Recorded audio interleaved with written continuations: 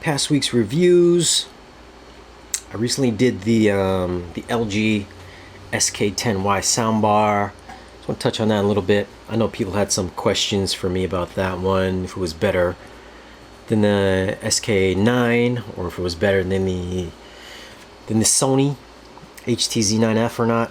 I preferred it over the Sony's version, the Sony's Z9 bar. Has actual speakers on the top of the bar to give you the actual Atmos bounce effects. So I preferred that over the virtual sound over the Sony bar. Was it better than the Sony ST5000 Atmos soundbar? They're pretty close. The main thing I was gonna give the benefit to the Sony bar, or the LG bar, the SK10Y, was that it did have rear surround speakers. So you do get more of a enveloping feel when you guys are watching movies and stuff like that. So I preferred the LG bar over Sony's top end bar, the 5000. What bar has good bass? Let me just say, all the bars have okay bass.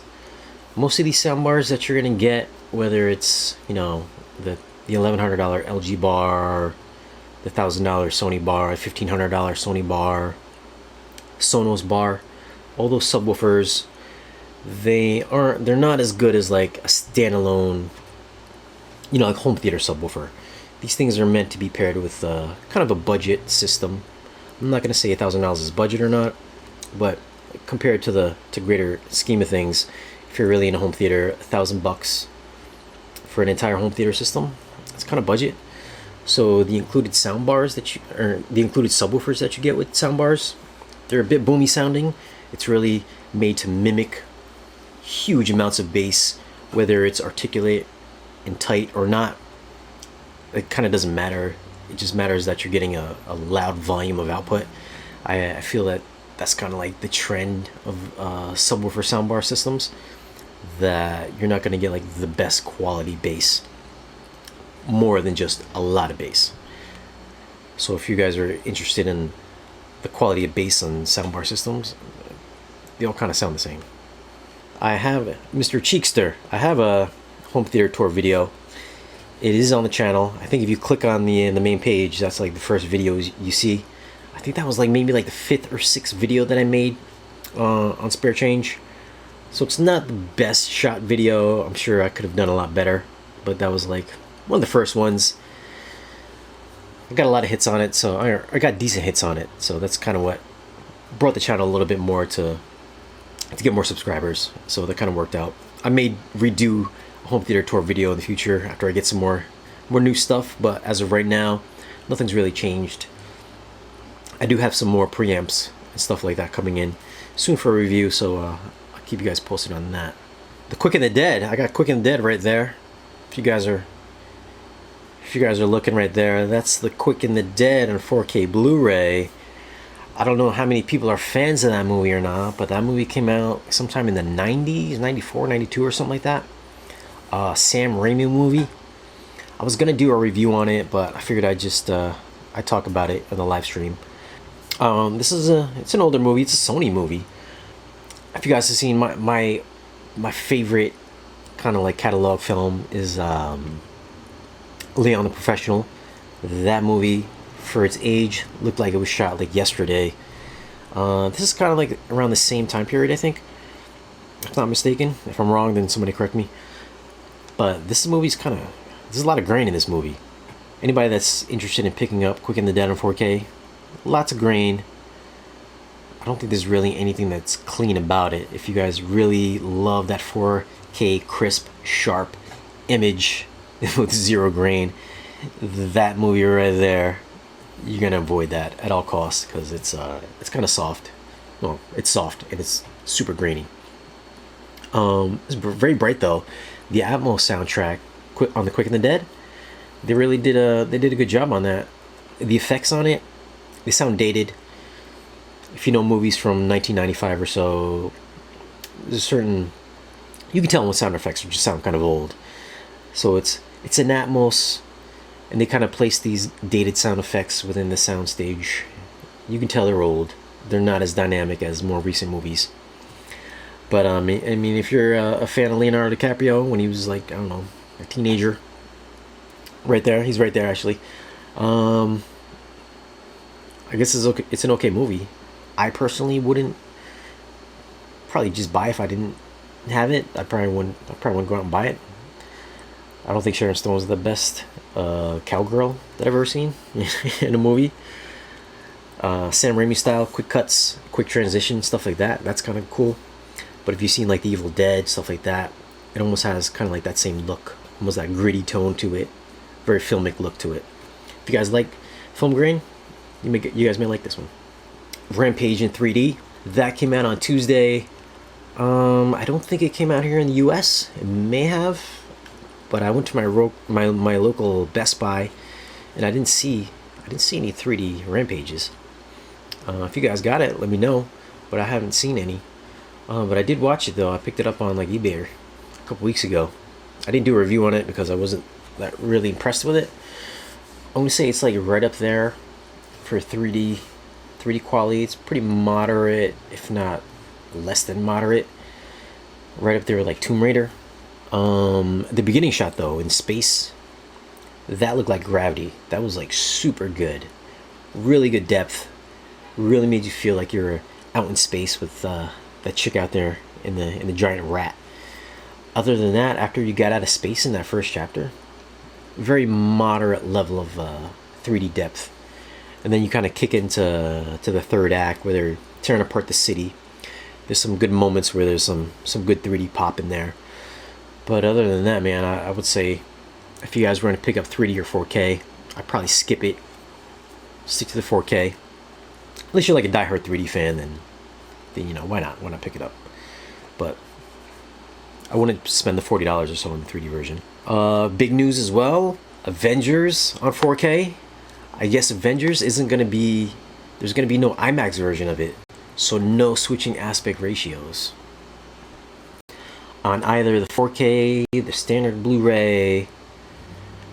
No switching IMAX ratios on the 3D version as well, which is a little weird because they've always kind of included the IMAX versions on the 3D discs, like Guardians of the Galaxy, IMAX. I think the first two Avengers switching aspect ratios. But on this one, the word is that it's not going to get it unless they switch it up between like now and then. And who knows what the audio is going to be like on the 4K version. If the Atmos is going to be up to snuff to like better, more recent releases, or if it's going to be kind of crappy like all the other Disney releases. So who knows? Not holding my breath for that. A little bit of a bummer, but we are getting Avengers 1 and 2. I mean, so that's kind of cool. Who knows how they're going to look though. It just seems like the people working at these movie studios are not movie fanatics or fans of 4K UHD. Well, I mean, unless you get like somebody like Christopher Nolan. Actually, Christopher Nolan, I think he only does the 5.1 mixes. But I think he like oversees his movies to, I guess a lot of it goes on like director's intent.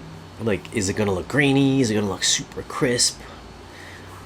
Not like I'm a filmmaker or anything like that, but sometimes I'll make videos. You know, I have a YouTube channel, so I kind of make videos. There might be a certain look that I'm trying to go for. Sometimes I'll add some artificial grain in videos, but I don't think most people notice it. Sometimes I'll do that. Maybe I'll change the color a little bit, make it pop a little bit. Maybe I'll blur it a little bit, stuff like that. So I can kind of understand if I'm watching a movie, if I'm reviewing a movie, and I see that there's some grain, if it's a little bit softer, or if it's just clean looking, or certain things are out of focus. If they're using an anamorphic lens, and maybe you're getting some vignetting, some softening around, you know, certain scenes. Like, I understand what they're kind of going for. But I think for the average consumer that's purchasing 4K, when you walk into these stores like Best Buy or like PC Richards or whatever you guys have where you are, you're seeing like the demos where everything is like really sharp and clean and crisp. Colors just look amazing. I mean, those TVs, when you go walk into the store, it's on vivid mode basically. It's maxing out your TV as much as possible. Super bright, very clean. And then when you get these TVs home and you plug in your cable box, or you're watching your Blu-ray or your DVD or whatever you guys got, it just doesn't look that good. You know what I mean? And so people, they walk into your big box stores, and they see this, they get this perception that 4K is supposed to look like this good. But really, if you're shopping for a television set and you're going in your Best Buy and you're seeing how good these 4K sets look, that's how good that they can look. That's like the best that TV is going to look. Whether or not you're going to achieve that at your house, 9 times out of 10, no, it's not going to look like that. Whether you're watching a 4K Blu-ray, or you're streaming on Vudu or Netflix or Apple, your iTunes or whatever, it's most likely not going to look like that. Those demos are shot in 4K, shot in Dolby Vision or HDR. That's the maximum quality you're going to get. So when people get these movies home and they don't get that, you know, people kind of bitch and complain about it.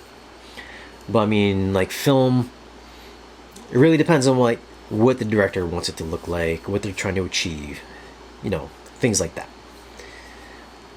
Most of the time, you're just not going to get that super crisp 4K store demo image. Just not going to happen. It's a realization. Most people just don't get it. Just not gonna. It's not gonna happen. What HDMI cables do you use personally? I got a mixture of stuff. I got a bunch of stuff. I have some cheap cable. I got some cheap Rocketfish cables here.